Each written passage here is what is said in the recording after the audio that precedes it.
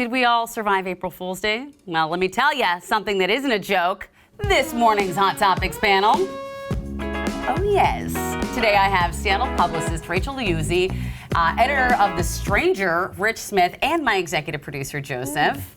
Good morning, my friends. Good morning. Good morning. I hate April Fool's Day. I do too. It is on the internet, I should say. A couple years back, I did an April Fool's joke where I was pregnant, and I said, I'm going into labor. But I wasn't, but I had the baby the next day, so the joke's on who? But yeah, I bet your husband loved that. Oh, he loved it. But I don't know, did you all see any good pranks yesterday? I saw a couple good ones. Oh, do tell. Yeah, I saw one that said Coachella 2025 would be happening at the Gorge. Yes. Which I think would be a disaster. Yeah. Oh no, have you been to Coachella? I have not been to Coachella, but I have been to the Gorge. I don't think the Gorge has the type and the quality of housing that perhaps many patrons and audience members, attendees of Coachella expect. Listen, the best part about Coachella is you don't really remember Coachella, so it'd be fine. Yeah, I guess so. I've been to Sasquatch, but I have not been to Coachella. So. But Yeah. okay, but this brought up a question. Susie, our producer, who's in the booth right now, is like, it would still be called Coachella. And I go, no, because it's called Coachella because it's in the Coachella Valley of California. Yes. This caused a lot of drama yesterday in our meeting. It was an uproar. What do you think?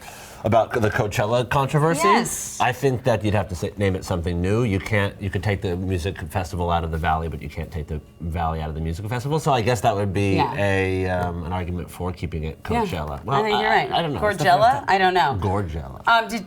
Did you have any favorite other coasts? There was two. One was that 7-Eleven said that they were going to release a hot dog flavored sparkling water, which was grotesque to me, but related to our hot dog conversation later. And then there was a housing nerd one where someone said that the mayor of Seattle, Bruce Harrell, had unilaterally gotten rid of design review, which is arguably unnecessary procedure that slows down housing, which made me very excited because I would like more housing. But, yes. I also saw that tweet and I clocked that immediately as fake. Because come on, I mean, not doing that. That's not happening. There were a few that had to do with laws and House bills that I was like, that's not true. Immediately. I mean, do you feel like April Fool's is maybe not as trendy as it has been just because of the climate we live in now where so much stuff that seems fake is real and vice versa? I feel like this was the most muted April Fool's Day in a long time. You know, it's so funny that you say that because I also felt kind of icky about the whole thing because with so much misinformation out there and how we are like learning as a society to identify misinformation, to identify things that are AI generated. It actually didn't feel right this year. I was kind of like, well, I don't know. Yeah, we did nothing for April Fool's Day on this show. No, we did not. Nope. Irresponsible. Yeah, I'm too gullible, so I'm just like, oh my god, and I feel sad about myself. Yeah. Well, luckily, like the things I saw, Mountain Dew hot dogs are never going to be a thing. Yeah. So That makes me feel unwell. That's the happy side of April Fool's, or Fruity Pebbles mac and cheese. These will never happen. Fresh and then fruity. There it is. And then there's Coachella. But I will say, those are like the Fruity Pebbles, the hot dogs, maybe Coachella. Those are funny things. But again, I think it's interesting that point you brought up because it is a little weird right now. All right, did you all see that Canlis announced they are going to be closed on the weekends this summer so that their staff can enjoy weekends off? And this was not a joke. This is real. This is real. This is what their quote is. This summer, between Memorial Day and Labor Day, the restaurant will be open Monday through Friday nights only. It's an experiment to see what it's like for our team to enjoy real weekends for a change. We can't wait. Reservations for June go live on Canlis.com Monday at noon. I think it's great. Okay. Yeah. I mean, when I was working in the service industry, I thought it was kind of nice to have to have a different weekend so you can get like the bureaucratic things of your life done. Agreed. No lines at the DMV, etc. But it does mean you can't go to parties with normal people, and you sort of like have a friend group in a life that's completely surrounded by the service industry. Yeah. So that's the give and take there. But I don't know. you're against it. I've worked weekends like half of my career, and I wish I could just say, sorry, you don't get the news this morning because it's a weekend. Yeah. Although, I mean, you opt to go to a restaurant, and that's fine. It's a very fine dining restaurant. I've never been to Canlis, so I can't speak for what it's like. Yeah. But I don't know. I mean, good for them. It's a very Seattle thing to do, I will say. Yeah, or very European. Like Reykjavik European. doesn't wake up until like shops don't open in Iceland until 11:30. Like they do I'm here stuff for that. like that. I'm moving to Reykjavik. Yeah. The owners of Canlis can do whatever they want. Yeah. Obviously, it's a restaurant; it's theirs. But someone in the food industry, I've never worked in food, but was telling me that like the point of working in hospitality is to serve other people. So it kind of. This person felt like it was a mixed message of like, well, then why are you working in hospitality if you don't want to meet people where they're at on the weekends? That's a good point. And that, it is in the name, hospitality. So, I don't know, interesting. I will move on. Lizzo announcing she's calling it quits because of intense criticism. She's basically said, I'm getting tired of putting up with being dragged by everyone in my life and on the internet. All I want to do is make music and make people happy and help the world a little bit. Make it a little bit better than how I found it. So I won't read the whole quote. You can find that on the interwebs. But wow, how do we feel about this? I think that Lizzo has enough clout and effectivity and impact as a musician and as a pop culture icon at this point in her life that she does not need to quit music. She can just quit the internet. Like she doesn't need the virality that comes with Instagram or with whatever content is created. She can create music and not post. Yeah, as the editor of The Stranger, I'm telling you, don't read the comments. There's nothing good in there. Why is Lizzo posting? She's rich, she's an amazing flautist, she's an accomplished musician, she's an athlete, you know? Yeah. Put down the phone and pick up the flute, Lizzo. Go back to the woodwinds. Yes. She can she is at this point in her career where I think she can exist without the internet. Without specifically Instagram, it seems like that's where a lot of her upside is coming from. Which is fine. It's like if I was in her position, I would probably feel the same. It could be a little bit the lawsuits, the there dancers. is a lot of combination of all the things. Add to the stress, but alleging sexual harassment. I was reading about where that case is currently. It's not been thrown out yet. It's still going through. The motions. So, she hasn't been convicted of anything or acquitted of whatever. So. Who knows what's going on, but it's got to be stressful. I mean, the higher you get up in show business, I'm sure it just gets so stressful having to manage the tour and all the people you work with. I mean, it's a lot. You have to be careful with everything you say. It sounds like she needs a new publicist. Hey, Lizzo. We got somebody right here. All right, so by the way, I don't know. This is a crazy stat. Redfin basically said a Seattleite would need to earn $173,000 annually to be able to afford a starter home in Seattle. Now, is that just, you can buy yourself? I don't even think 173 by yourself is enough. I've never seen that much money in my life. It's almost as if we need more housing just to stabilize the price of housing, not even make it go down. Otherwise, we're only going to create a city that rich people can live in, and then poor people have to move out to the suburbs, and then they have to drive in. Even the suburbs are expensive, though, Rich. This is unlike any other place I've ever lived, where a house costs almost as much in the city as it does a 30-minute drive outside of the city. And I don't understand it. It's just, there's nowhere. It's a supply and demand. They're just not just building nowhere to live. And I mean, it's honestly driving people. I mean, there are times I've even questioned, like, can I live and stay in this city? So expensive. It is so expensive. Spanaway, you're talking about $800,000 houses in Spanaway. I mean, I love Spanaway. I'm moving to Spokane, and we're going to do hot topics from there.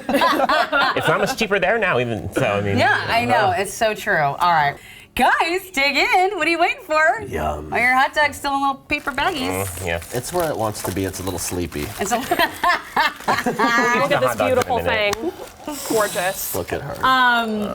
It is. I'm gonna talk about this in a second, but first I want to start with you, Rich, because The Stranger recently wrote a story about Seattle City Council considering legislation to repeal the new minimum wage for gig workers. Very controversial. Very controversial. Rich, tell us what this is kind of based on, like the Uber Eats and the food, and then what is going to happen maybe. So last year, the council passed minimum wage workers for delivery drivers on the apps, and what that did basically was guarantee that each driver is going to get at least a minimum wage after expenses on each order. Right. So they don't have to cherry pick orders or get negative money for doing orders. Right. And so this year, the council says that last council didn't listen to community voices, and so they're considering a fix that's sponsored by Uber and the tech companies, or considering also a repeal of that. Oh, they didn't Because it made the do right? prices go way, way up. Way up, and nobody was ordering. Yeah. And they were like, oops. I mean, it's the second time I'll say in this show, that's so Seattle. Yes, after they passed the minimum wage, the companies added fees to, basically putting the cost of paying the workers on Right, the onto customers the customer. rather than eat the profit. And I'm sure they've lost a lot of money, haven't they? Well, depends on who you talk to. Okay. At the committee hearing last week, there were 22 people who signed up, 22 workers who signed up. 18 of those workers supported the minimum wage. 4 of them didn't. Those 4 were working with the Uber-backed lobbying group.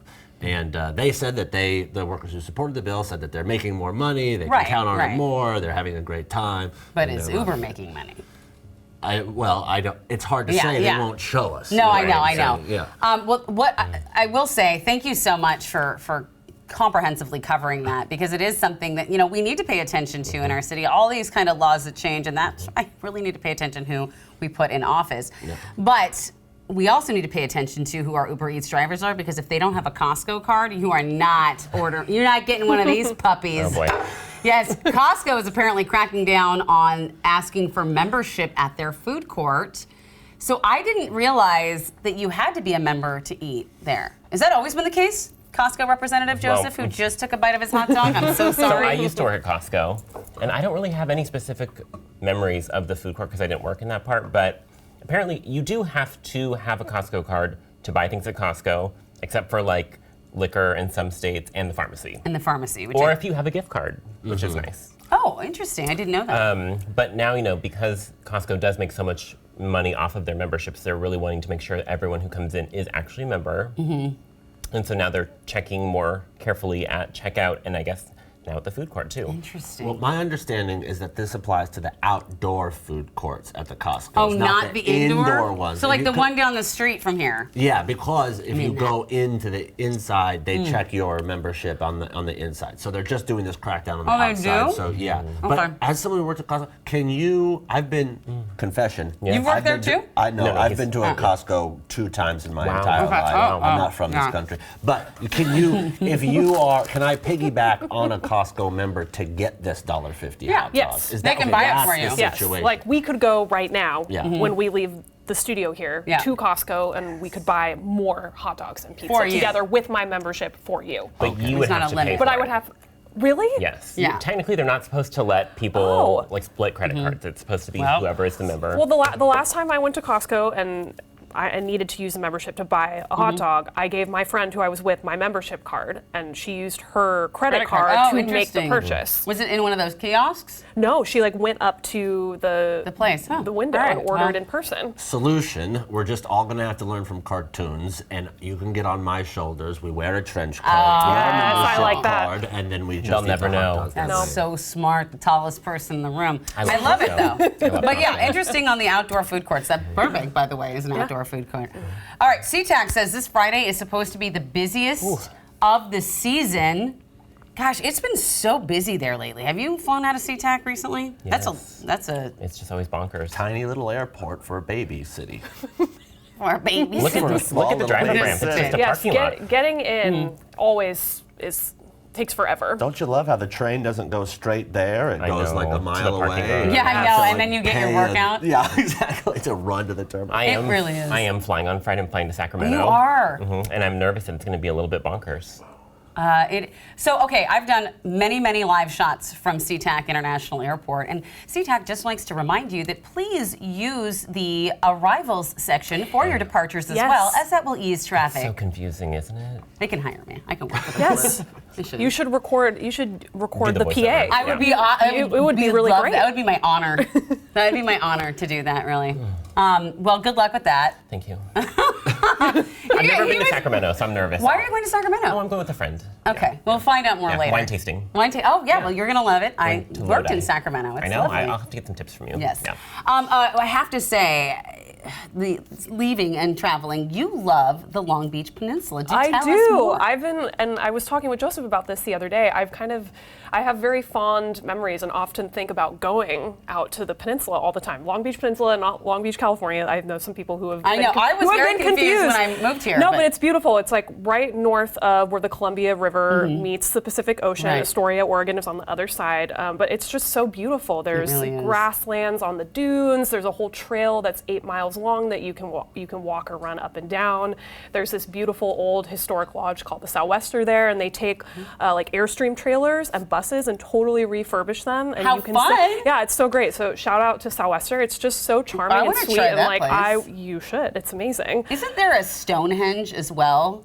That is, I think, in Oregon. Is that in Oregon? Okay. Like along the Columbia River Gorge. Oh, got it. Okay. A place that I would like to go. But yeah, the peninsula it's so beautiful, and it's like a 3-hour-ish drive or so. The and Washington coast is so cute. I do not have plans to go there, but as we were discussing spring break in another conversation, It I came to just mind. I just think about it often because it's so lovely. I'm going to Seabrook. Is that on the peninsula? That is, I think, on the Hood Canal. On the Hood Canal. Okay. Well, I'm excited either way. I think living I might be wrong. Living here is just amazing. I mean, it's beautiful. Hood Canal, I didn't realize until a Girl Scout trip last year, and I'm like, what? Where's Yeah, this you can, been hiding? you can get all the oysters you want. And It's clams. There, and amazing. clams, yes. It's just just live with the rocks, you know? You can just scrape up the rocks on the beach and then you can eat some of them. They're called clams. That's what an amazing, Don't eat them. beautiful thing. Just I'm go from somewhere. Missouri. Just go to Alderbrook and let them cook them for you because it's some of the best food. All right, so one of the things we're having with this time of year is allergies. Poor Joseph, y'all. Yesterday I go, honey, are you okay? I'm crying at He work. was literally crying. Yeah. I'm glad you're not right now. I might be a little bit. Dude, is it just me or allergies just way worse this year? I don't know. Horrible. I'm gifted with immunity from allergies, though I did think I had allergies you. for a couple of weeks in Ohio, but that turned out not to be true. But I'm sorry. I usually- What goes on? Your eyes itch? Like so People much say sinus that. pressure. Yeah, sinus Yeah. pressure, like eyes watering, nose watering, sneezing. Took a just Benadryl like, last night. Oh, The amount of drugs I'm on right now. Sounds great. you need it. I'm on Allegra. I got budesonide, which is a steroid. I've got another spray, which is an allergy spray. I mean, like So you're feeling great? Well, no, I feel so foggy, not from the medicine, but just from the pressure in general. So I feel if ya. you think you're sick right now, it's probably just allergies, although make sure you stay at home and watch New Day Northwest. All right, thanks so much, y'all, for being with us, and thank you for spending time with us today. You can check our website for more of our content. You can always send us an email and share your thoughts, but most important, get out there and enjoy your new day. We'll see you next time.